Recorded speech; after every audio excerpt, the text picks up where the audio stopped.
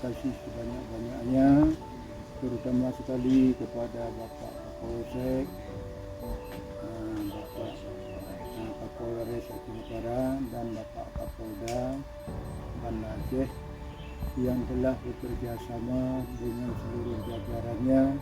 Akhirnya dapat terwujudlah suatu bantuan yang sangat bermanfaat kepada kami berupa sumur bor yang sudah kita saksikan dan sudah selesai lebih kurang 2 hari, dan alhamdulillah pada hari ini sudah selesai dan sudah dapat kami gunakan.